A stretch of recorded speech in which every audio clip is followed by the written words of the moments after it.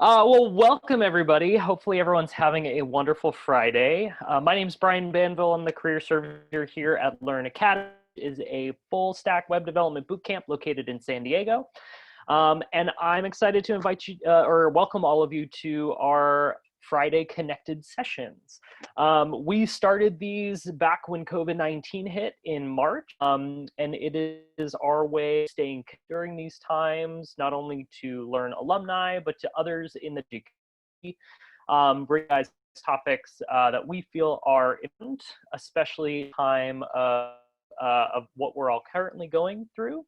We're excited to have you all here today. I will once again, for those of you who are just joining us, please feel free to introduce yourself in the chat bar and let us know at least one thing that you're looking to get out of today. If you do have questions, feel free to add out. You can either put them in the bar or to pop up your hand. TJ, who's our marketing director, will make sure that he kind of checks in with me if I go. I'm very comfortable. And then we'll also have time for questions at the end. Today we're a little bit about the power of habit, and we're really going to kind of get habit formation. My goal for today is to not only talk a little bit about the formation of habits, why they're important, dig into maybe habits that we've developed while we've filter in place, working remote, those types of things, and actually help you guys create a plan and provide a little bit of structure of how you can start to tackle either some of those habits you've developed, maybe change bad habits that you've developed as. And then towards the end, if you are a developer, we'll be talking a little bit about why habit formation is so important for developers particularly. And so we'll do a as well. As I mentioned, my name is Brian Banville, and I'm the Career Services Manager here at Learn Academy. I'm always happy to connect with people on, so please feel free to find me on. That's my URL is bbanville. You can also free to email brian@learnacademy.org. Although it's on the screen, I always like to do a friendly reminder that I am Brian with a Y. So if you feel like your email hasn't gone through, it might be because I tried to spell it with an I. Or in Starbucks, what I like to say is I'm Ryan B. I am ready to talk about because this is one of my favorite things to talk about. And one of the best ways to get this conversation started is to actually do an activity. So you can choose to stand up, sit down. I'm going to let you do. But if you would like to stand up, let's participate in. So what I would like for each of you to do is either stand up or seated is to simply cross your arms. Give everyone to cross their arms. Great. Now I want you to cross your arms the opposite way. How did that go for anyone? Free to jump off mute, share. Was it? Hey Brian,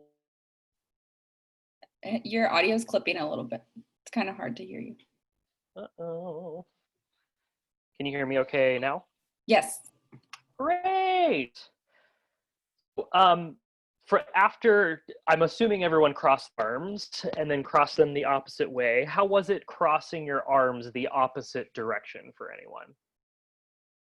You have to really think about it. Yeah, so there's that weird processing moment, especially not something you've done consistently. I give this talk a lot, so for me, I now can do it pretty quickly. I even just screwed it up then. But there is that weird like uncomfortability that happens along with crossing and uncrossing your arms and trying to do it the reverse of what your brain is typically used to. This is allows us to provide a little bit of physicality to why habit formation is so important and why ultimately our habits help to make us be able to do certain as well. Along those lines, this is actually what can make change so hard to manage. So one thing that we talk about with habit formation, and what we typically talk about during habit formation is that it's something that we need to shift or change.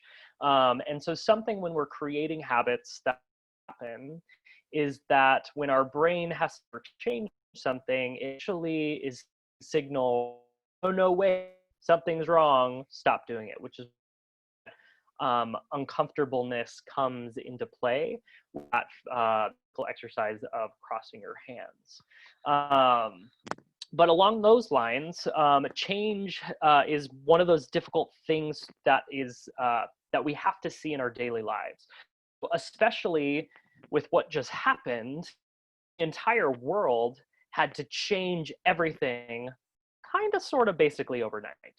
I will say that obviously certain parts of the world, certain parts of our country changed maybe a little bit slower than say California did. This is not a competition or anything like that. Change kind of happened for each area, for each individual slightly differently. And the reason that this creates some challenges, as we've started to see in the news and those things, is the actually to change quickly or change easily. And that's what we're going to about habits. So habits are this weird thing that are super important to allow change to happen, but in the reverse, it's actually what makes change so hard to manage. So it's this interesting duality when we're talking about habits in particular. Need it in order to change, but on the reverse is also what makes change so hard. So the definition of a habit that I go from are two different kinds. It's kind of like the Merriam-Webster of what it is, which is a settled or tendency or practice, especially one that is hard to be kind of what a lot of people are experiencing. Let's see. Are you guys still having trouble with my audio? Yeah, sorry, bud. Oh, okay. Give me 1 sec.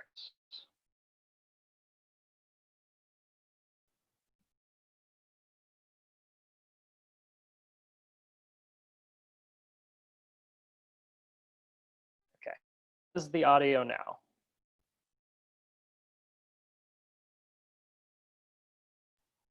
So far, so good. Okay, great. And TJ, I will rely a little bit on you that It's kind of clipping again. if I start to get in and out, you can feel free. It's going back in and out. Okay.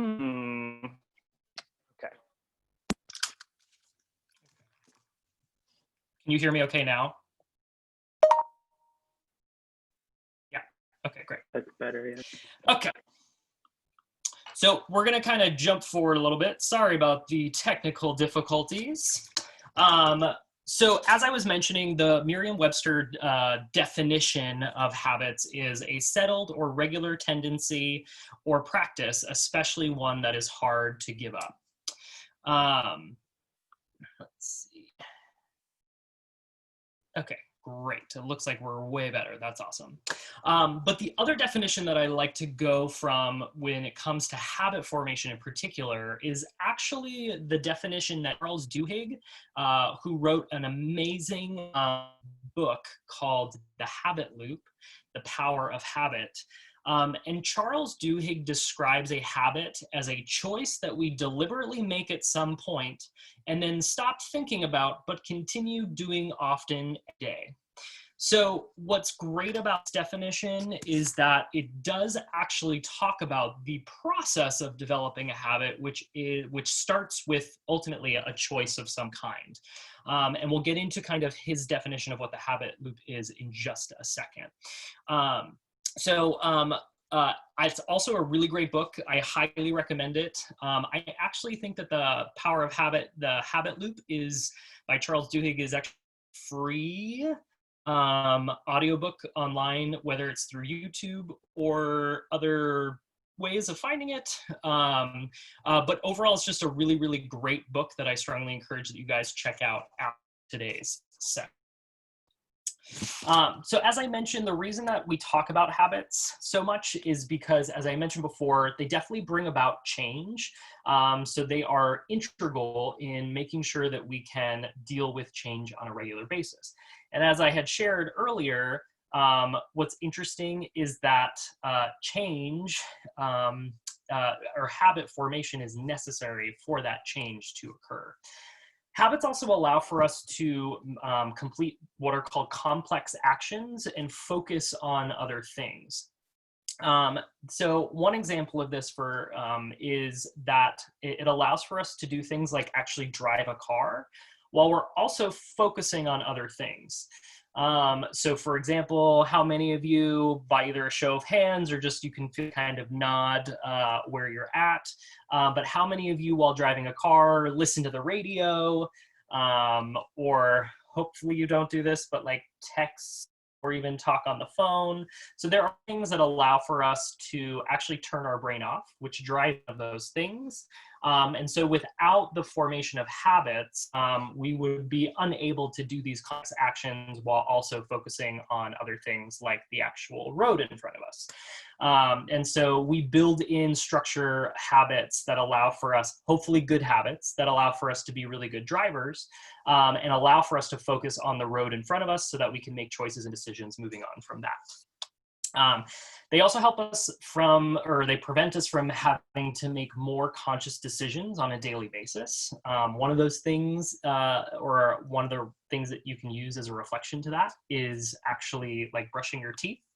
Hopefully many of you guys brush your teeth on this call. I'm not going to ask you to do a show of hands, just in case anyone doesn't brush their teeth.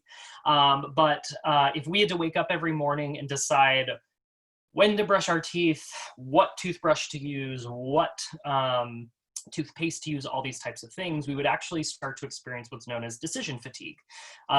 There are people who do suffer from certain mental illnesses that actually do suffer from decision fatigue, and that's because their habit formation is a little bit more challenging for them to create the structure around. So they end up making a lot more conscious decisions throughout the day, which ultimately lead to other symptoms like being tired, exhausted, stressed, depressed, all of those types of things as well.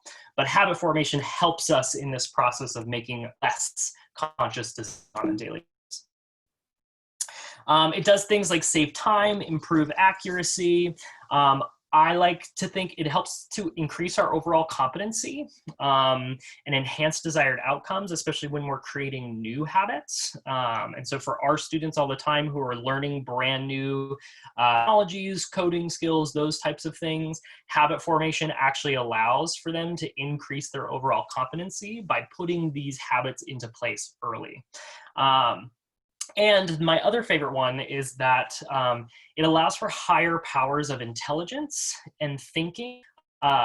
Allows for our higher powers of intelligence and thinking to be saved for problem solving, or to be saved for tackling an obstacle that has come up at work or something like that. Without habits, we wouldn't be able to reach these higher levels of intelligence because we would be spending all of our energy in our brain to these kind of mediocre tasks, if you will, like brushing our teeth or making a decision of what we wear in the morning or all of these other types of things. So by creating these really strong habits, it allows for us to really evolve as a species, which is kind of cool as well.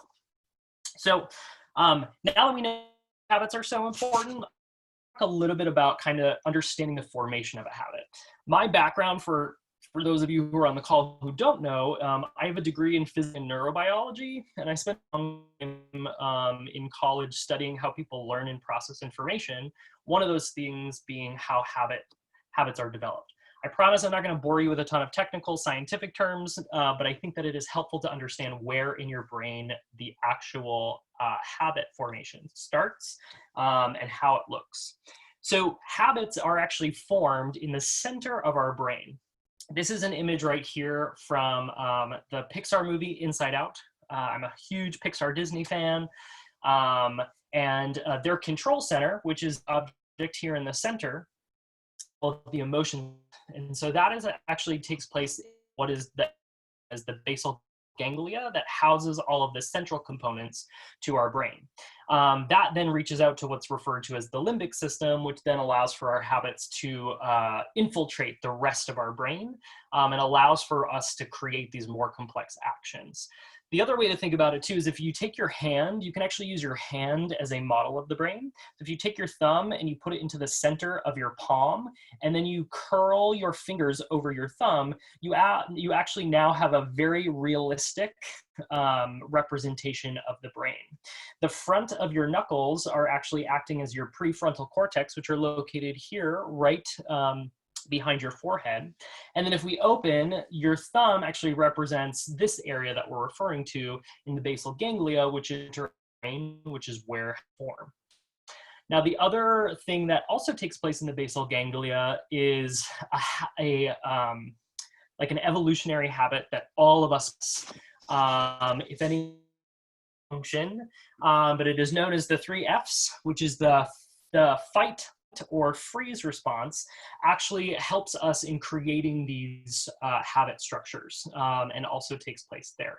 So habits actually form a lot where our emotion is driven, and what is also known as the irrational part of our brain is where habits start to form. And then they slowly work their ways to the prefrontal cortex, which is where rational decision-making happens, where a lot of our rational actions come from, is when habits reach out to that area of the brain as well. So that's kind of where habits start to form and take place and how they start to branch out as well. Now, this allows for us, as I had mentioned before, allows for us to make some interesting complex actions. I have a brand new daughter. She will be 5 months old on Sunday. And what's so cool for me, being a super big nerd on brain science, is that I get to watch her consistently be creating these new neural pathways, these new habits that she's forming on a daily basis, which is really cool. In the first 5 years of our life, so 0 to 5, we developed the majority of our pathways that are needed in order to do basic human functions and stuff like that. Then from the age of 5 all the way to the age of 25, our brain size, the physical size of our brain, continues to develop, which allows for more and more complex behaviors to happen. Now, at the age of 25, if anyone on the call, there used to be the thought, or from scientific research supported, that by age of 25 that we were done. There were no more habits that could be formed. There were no changes that we could be made, those types of things, because our brain was at its full physical capacity. Since then, in the early 2000s, a lot of research has now gone on to talk a lot about neuroplasticity, which allows for us to continually create neural pathways all the way through to our death. So they've done a lot all the way up to people who are in their 90s, their hundreds, who are still creating brand new neural pathways. Now, granted, as you get older, it takes a little bit longer to create neural pathways, and something that we'll talk about as well, which is a lot of your habits are already created, these neural pathways. And so when you want to form a new habit, it takes a lot more work as you get older to change your habits, because your habits are so ingrained. These neural pathways you've been using for years and years and years, and all of a sudden making a shift or change with that habit. So one way that I like to demonstrate this is with a piece of wood.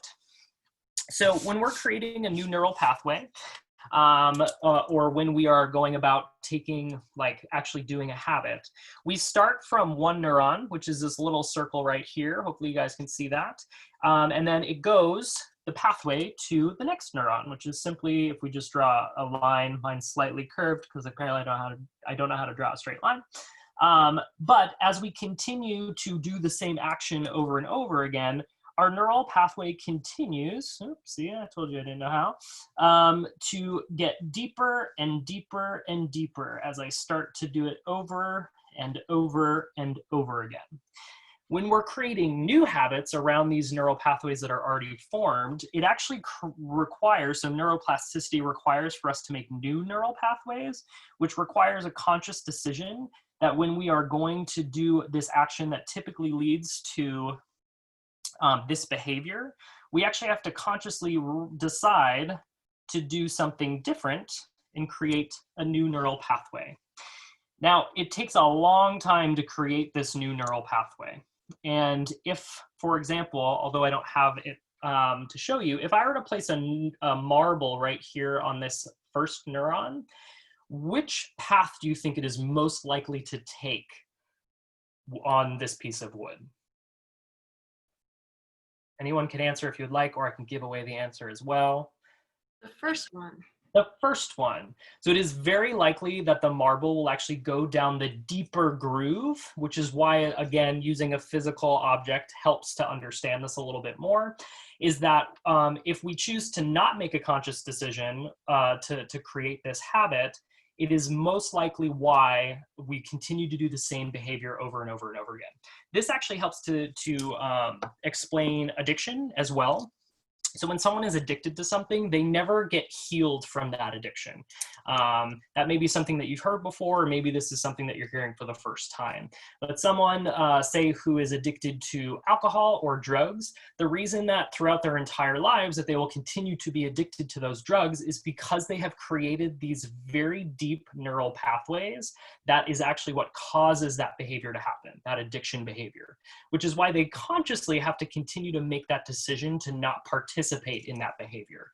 So that's what things like Alcoholics Anonymous or Narcotics Anonymous, that's how their structure is built on, is understanding habit formation and knowing that because these neural pathways are so ingrained in an addict's brain, that it's really important that they're consciously making the decision. And so we'll talk a little bit about what that looks like in just a second. But this is kind of like how habits are actually formed when we want to change habits. This is how we start that process and what's physically happening in our bodies when all of that happens. So I think that that's kind of a little bit helpful as we start to go into like this structure of how to actually go about changing your habits. The interesting thing is our environmental cues can be a huge part of this. So this really great research study that is actually in Charles Duhigg's book actually goes on to talk how we are more likely able to form new habits or change old habits when our environmental cues are different. And so what's interesting about that is they have actually that people who tend to start new habits while on vacation. So let's say that like you want to work out or you want to stop eating sweets or something along those lines, something simple that I think everyone can kind of grasp. If you were to do that while on vacation, it is actually more likely for you to be able to create that because you don't have the same environmental cues that you are fighting against. It's the same thing with AA or NA, is why they say not for the first year, not to put yourself in situations that would cause you to have that behavior. It's the same ideology behind that. And again, that's because it's shifting and focusing on what those environmental cues are. So that'll be kind of a part of our conversation as we move forward with like how to start creating these habits. So one thing that I think is interesting is, yes. We have a question that came in. How long does it take for a habit to form before 25 versus after 25?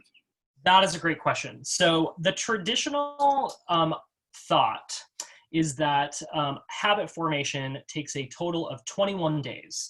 You can raise your hand or kind of agree with me in the chat function if that's what you know or have heard.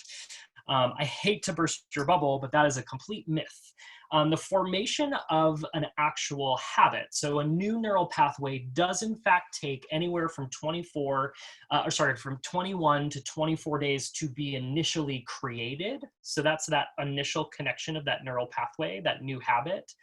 But to actually make that a habit, it takes roughly about 60 to 90 days. So anywhere from 2 to 3 months to actually formulate that into what would be defined as a habit. If we go back to definition, remember that a habit is something that we ultimately start making a choice about, but eventually we start thinking about and just kind of do it automatically, is what the real definition of a habit is. So for habit formation, and this is getting super nitty gritty on text or language, but for habit formation, so neural pathway formation, it takes roughly about 21 to 24 days for that initial neural pathway to be developed.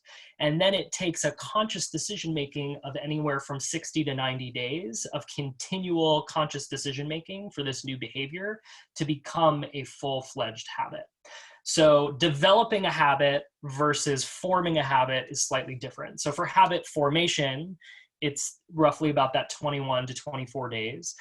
For habit development, it takes another, month to 2 months to do that. So again, the habit development takes roughly 60 to 90 days. Brian, I actually had a question. Before 25 years of age, how long does it take? And after 25 years of age, how long does it take? So they've found that even as you get older, the shift and change of those time markers that I just gave is not that substantial. So for most people, it does still take roughly around 21 to 24 days to create that initial habit pathway. What may start to creep in as you get older is the ability to kind of consistently do that. So as our brain is shifting and changing, it depends on where the neural pathways that have previously existed that you're trying to change exist within your brain that can cause it to be longer. So it's actually more the location in your brain versus has anything to do with your age, if that makes sense. From an age standpoint, the reason that it does take a little bit longer has less to do with your neural pathways being able to form. So I like to think of it as like when you're 80 years old, your neural pathway does not form at the pace of a slug, we'll say, versus the pace of I'm trying to think of something that's slightly faster, a caterpillar. I know that those seem very similar. They do go at very different speeds, even if you don't believe me. But really it's about where in the brain that you're looking, the location of the habit that you're trying to change or adjust. So where the other neural pathways are. So it actually follows very similar to those numbers regardless of age, if that makes sense. Cool. So what's interesting for me when we're talking about environmental cues is all of us about 2 months ago, if you're in California, all overnight were given giant environmental cue changes for us to go into quarantine or shelter in place, however you would like to define it. And so for a lot of people, they have consistently over the last 2 months started to see a lot of their behaviors shift and change. Some people have shifted back into behaviors that they would deem as negative. Some people say that their behaviors have shifted to more of a positive behavior that has happened. And a lot of that actually has to do with our environmental cues being completely shifted. By being placed in our home, we have the ability to either be a bit too comfortable, which can make productivity a little bit lower at home for some, or it could have other like health impacts and stuff like that because we feel like we can't go outside, so people are exercising maybe a little bit less. My other favorite one, which we'll talk about as the example, is like this newfound desire to like be a snacker where you just refrigerator or your pantry for snacks randomly, and you don't really know why you keep doing it. And so some of these have started to shift due to this environmental cue. On the flip side of that, we actually had a student when I talked to our current cohort about this that was like, all of a sudden I bought this workout bike and now all I do is work out on that bike, and which is great because before I used it maybe like once or twice a month, and now I use it every single day. So some of these behaviors have shifted and changed that have allowed for some positive things to happen as well. But it has a lot to do with this environmental shift that has happened. So by using Charles Duhigg's habit loop model, he talks about that anytime that we go into a habit of some kind, so this will help to explain specifically habits that already exist, is that there are typically it initiates with a cue. So a trigger that tells your brain to start the routine that will get you the reward for this behavior that you're about to do. The routine is this physical, mental, or emotional behavior that follows the cue. And then the reward is this, for most people, a positive stimulus that tells your brain that the routine works well. And then it continues to cycle because once the cue happens again, You then go into the routine, it equals a reward and continues. Now, for most of you, you probably have heard of things like Pavlov's law, which uses a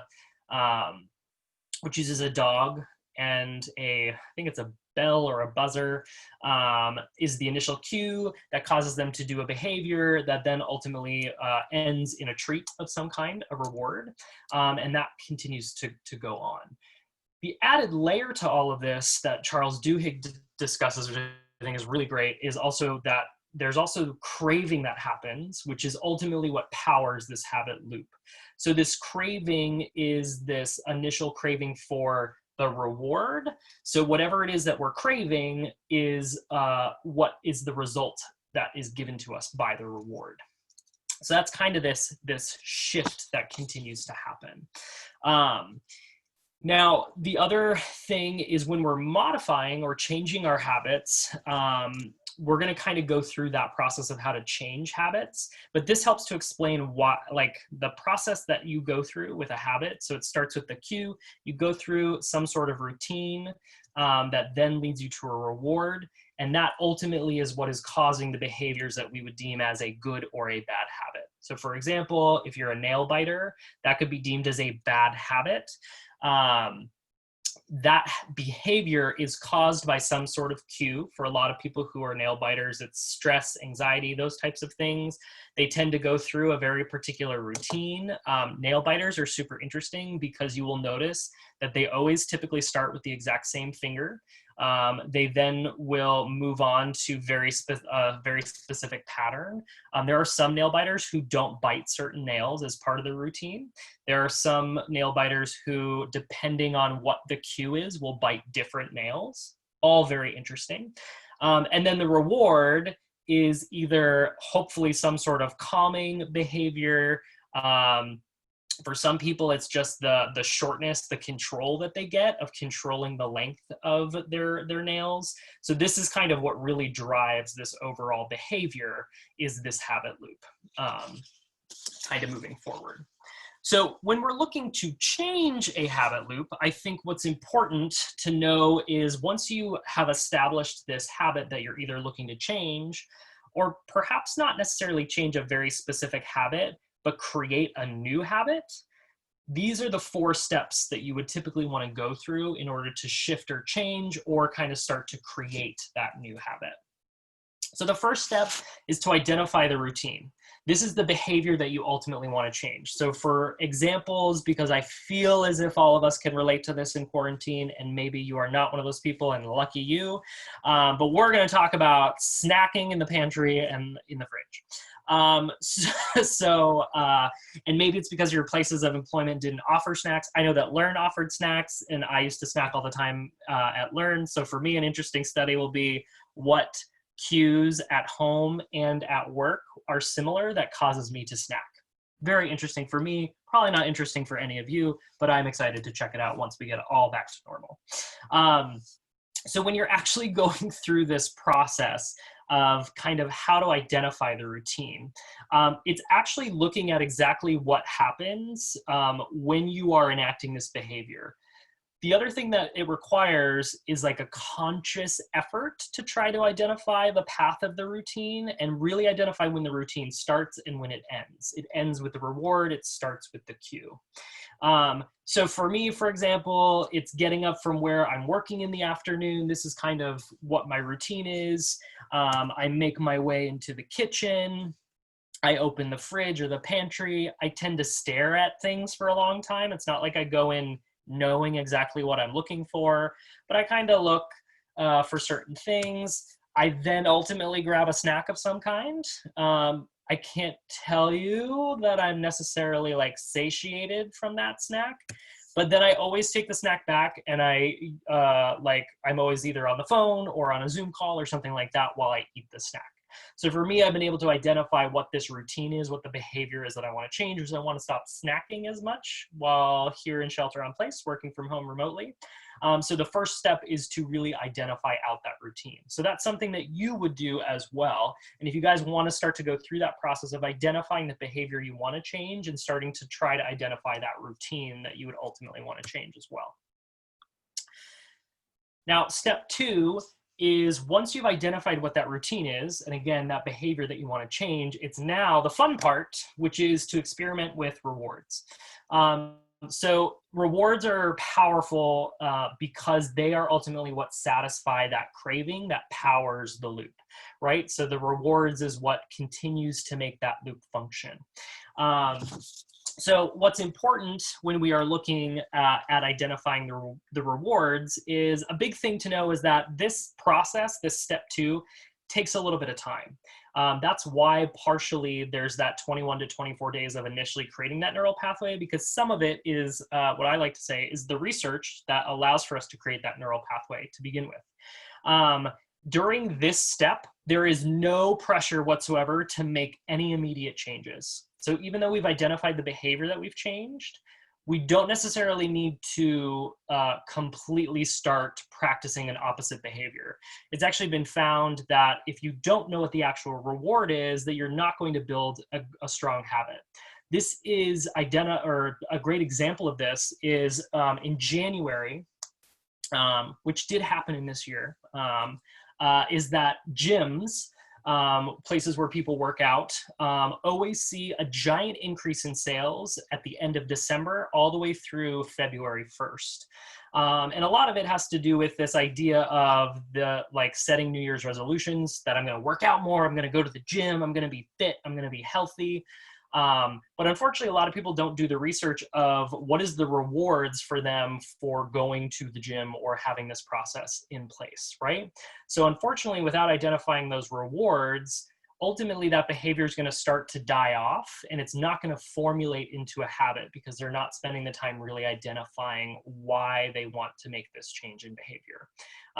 And or what are the rewards of this behavior change that are going to help satisfy and create this new habit loop for them. So gyms tend to see a giant decrease in clients or customers coming to the gym starting in February. And what is super interesting is that it then ebb and flows. They'll then see an increase right around spring break. They'll then see a giant decrease after spring break. They'll then see an increase when we come close to summer. And then as summer starts to dwindle, they see a giant drop off.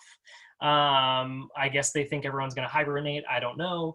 But that's kind of the shift and change that happens for them. And it is based off of people not being able to create strong habits and create these new neural pathways that creates this habit of going to the gym and being fit. So when you're experimenting with rewards, you're going to have to experiment with different rewards. I tend to say try to experiment with anywhere between 4 to 5 rewards is a good kind of initial marker that you'll want to start with. And so once you have identified the reward that is causing this behavior that you either want to change, if you're starting a new one, then you're going to kind of be open slate with the rewards that you're checking out. But that is kind of the process. Once you know what the reward is. So for me, the reward in my mind is snack. I'm very excited about that. And so for me, I want to differentiate what those rewards are. So the first thing to do is to adjust your routine so it delivers a different reward. So the goal, if you guys remember my routine, is that in the middle of the afternoon, I still want to get up from my desk. I want to go to the kitchen, but I want to, maybe I'll talk to my wife, or maybe I'll hang out with my daughter for, 5 or 10 minutes. Or maybe I will go get a glass of water. Maybe I will do a little bit of cleaning.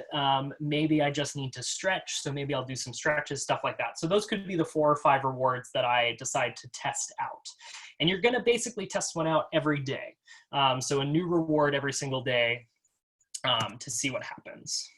Once you test that reward out, it's important then to jot down the first 3 things that come to mind when you get back to work. So for me, I used to go get a snack. Then I used to come back to my desk and start working, being on the phone, Zoom. So once I get back to my desk, I want to jot down the first 3 things that come to mind when I get back into that. These can be emotions, random thoughts. These can be reflections of how you're feeling, or it can literally just be the first 3 words that pop into your head when that loop is closed. Then you'll set a timer for about 15 minutes and then ask yourself again, do you want a snack? So for me, it would be, do you want a snack? For someone else, it could be something else. If my response is, yeah, I want a snack, that means the reward that I'm testing out is not satiating that behavior that I'm doing or want to change. So it means that like maybe I am still really hungry or something like that. So it allows for us to really start to identify whether or not this reward that I've just tried is potentially the new reward that could replace the old one, which is a snack. So most cravings, what's interesting about them are obvious in retrospect. So once we find what the craving is that's driving this behavior to happen, we're like, oh, of course, that's why. But it's super hard to figure out during the process. So that's why this structure in step 2 allows for you to kind of methodically go through and really figure that out in particular. Then we're going to move into step 3, which is to isolate the cue. So remember, the cue is what ultimately starts the routine from happening. This is when we're going to identify categories of behaviors ahead of time to scrutinize for patterns. And typically all habits get their cues from one of 5 categories: location, time, emotional state, other people, or immediately preceding some sort of action that has happened. So when you're isolating the cue, what you tend to do is you want to ask the following 5 questions. So for example, the moment that you get that initial craving to say, get up and go grab a snack, you would ask yourself the following 5 questions. You ask yourself, where are you? This helps to identify the location. What time is it? What's your emotional state? Who else is around? And what action preceded this urge to start this behavior? And you want to ask yourself that consistently, right? So when you get that urge, when I get the urge to go to the pantry and grab a snack, I want to ask myself, where am I? I'm in my home office, which is located in my bedroom. What time is it? It tends to happen between 2 and 3 o'clock every day. What's my emotional state? That could be different every day. Is anyone else around? No, I'm either alone, or yes, my daughter is on the bed sleeping, or whatever those things may be. And then what action preceded this urge? Maybe I just got off a Zoom call, or maybe I just submitted my last piece of code or something like that. And you want to keep track of that. What you'll start to notice is that by doing this and looking at the patterns for about like 5 to 7 days, about a week, you'll start to see some sort of pattern start to develop of what the actual cue is. The cue could be like you're tired of being in your email and you just need to get away. But once we can isolate this cue, it really allows for us to change this behavior and leads to step 4, which is to put a plan in place for how, now that you understand what the routine is, you have found some potentially new rewards and experimented with them, and then you've isolated the cue, you can now put a plan in place that allows for you to start to change this behavior using the following formula. It's about engineering this plan. When I see this cue, I will do this routine in order to get a reward. So by understanding what our habit is, we are able then to start to replace certain things like that are in the routine. So ultimately we could start to shift and change our routine, but ultimately we want to make sure that that's getting the same reward that this craving or cue has ultimately impacted. This is what's going to really start to form that new neural pathway and form that new habit and allow for that habit formation to really start to take place. And so for an example like mine, where it's all about snacking, it's really about identifying, is it really about snacking, or do I just need a break away from my computer? And there are certain things that could cause that to happen. And then if that does happen, what is my new routine in order to get the reward so I can get back to work and really start to kind of go through that process as well. So this is kind of the process of really identifying and moving through and creating these new habits. Now, the other cool thing is if you want to go even a step further, there is something about behavior change that looks at your appearance, your performance, and your identity. And ultimately, there is some belief behind the fact that if you really want to create a new behavior change, it's important that you are actually giving yourself a new identity of someone that does that behavior. So for example, this is looking at someone who wants to go back to the gym and wants to be fit and those types of things. It's about having that identity. So I'm the type of person who never misses a workout.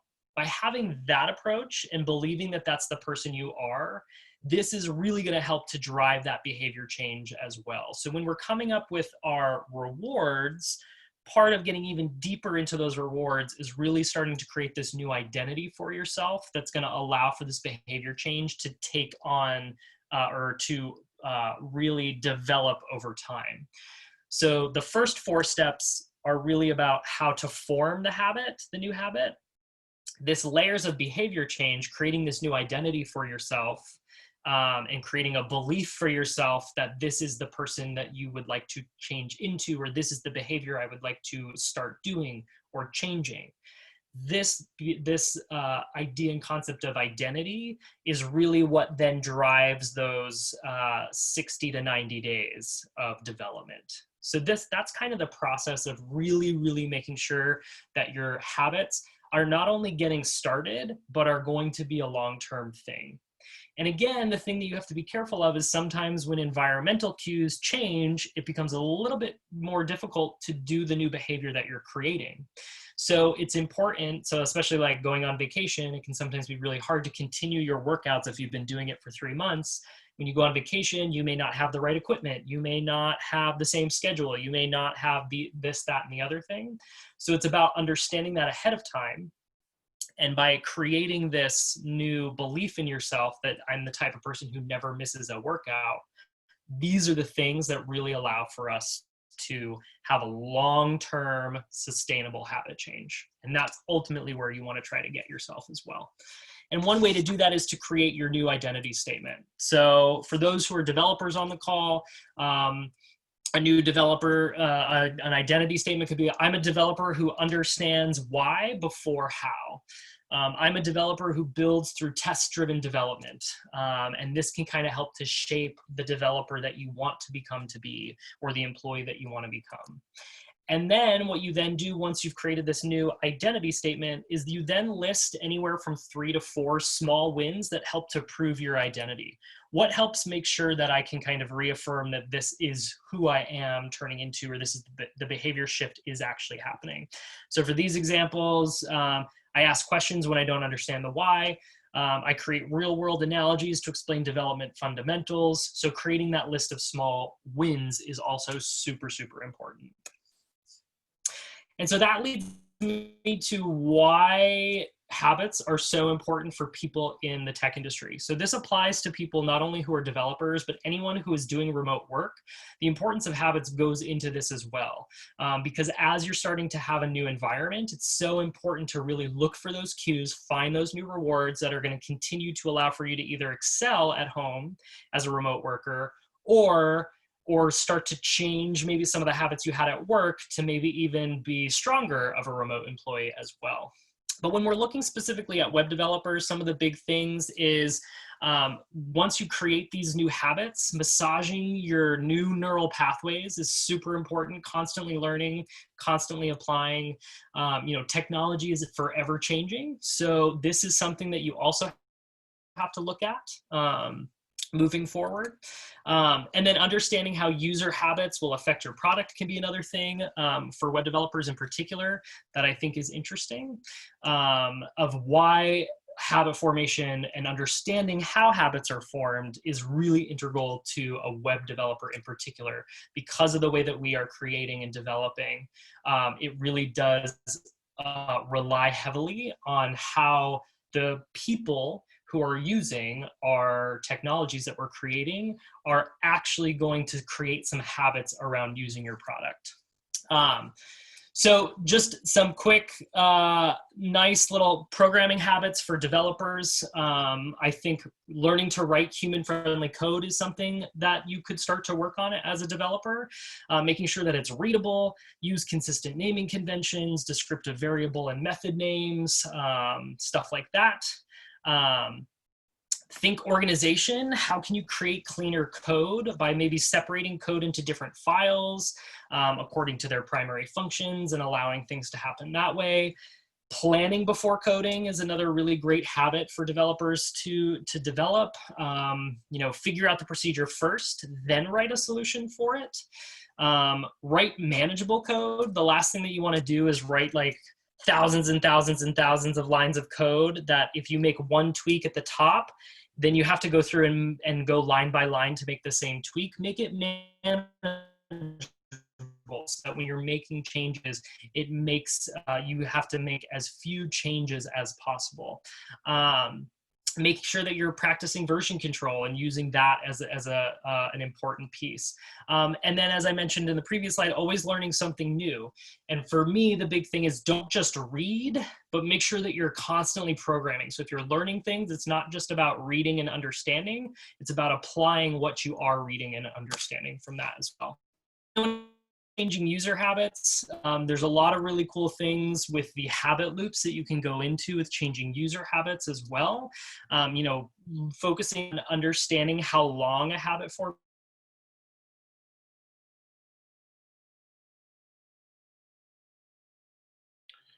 Looks like we lost Brian for a second. We'll give him one moment. Can you hear me now? Yes. Yay, sorry. So as I was mentioning with changing your user habits, for example, making change slowly and incrementally maps really well with how long it takes to formulate these patterns. What are the routines that our users are going through? What reward are they getting? And how do we want to queue up that so that they consistently are using our product or software? You can do things like slowly monitor the analytics to really understand the impact of changes that you're making to your software or your applications. Also helping to train them. So a lot of software companies do this, a lot of software companies don't. And so sometimes by slowly starting to train our users, we have a lot better adoption rates. We have a lot better, you know, bottom line dollars, all those things as well. And a couple other things is to make sure that the new routines that you're creating do result in the same reward. Mentioning any big players, I think that there's a lot of companies out there, especially with social media platforms, that just make large sweeping changes because they think that's what their users want, but it doesn't necessarily match to the same reward. LinkedIn found that with the groups. So a lot of people don't really use LinkedIn groups anymore as a way to connect, but initially it made sense. But as they started to slowly adapt to their platform, those started to become less and less utilized. And it was because they were not giving the same reward that these new habits or new features were giving to their users. And those types of things as well. So I'm looking at our time. I want to make sure if anyone has any questions that we can ask questions. Again, my name is Brian Benville. You can feel free to check me out on LinkedIn or feel free to me. We are Learn Academy at learnacademy.org if you want some more information about our bootcamp. Are there any other questions before we end today? Brian, can you share the presentation? Yeah, so what I can do is for those of you who are on the call, I would make sure to go to our meetup and register for it, and I can definitely share the presentation that way. In addition to that, if you are on our meetup group, I'll also be able to share a really great file. It's a workbook that talks about those 4 steps and actually kind of gives you like, you can write in stuff and all that kind of stuff. So if you print it out, or you can probably use it digitally as well, but it actually takes you through of identifying those new rewards, looking at your routine. So it's a workbook that takes you through it as well. So we're happy to provide that as a resource as well. We're also recording this, so we'll share that as well. Yeah. So I think that's all the time that we have for today. If you have follow-up questions, please feel free to reach out to me. Again, I cannot emphasize enough checking out Charles Duhigg's book, The Power of Habit, Studying the Habit Loop. It's really, really great. It goes into this even more in depth. But I challenge you after today's call to really take some time to figure out what is the behavior shift that has happened for you during quarantine and shelter in place that you either want to start shifting and changing, or that you're really proud of and you want to make sure that you solidify it and start to use that approach that we talked about the 4 steps. And then from there, making sure that you're moving into that identity, building that identity around that habit to really make sure that it's developed through and through. And thank you for dealing with all of our technical problems. You know, in this age, I think it's something that we will just constantly deal with. But thank you guys for being so great with that as well. Awesome. All right, well, thank you all so much, and feel free to reach out, and I will talk to you guys all soon.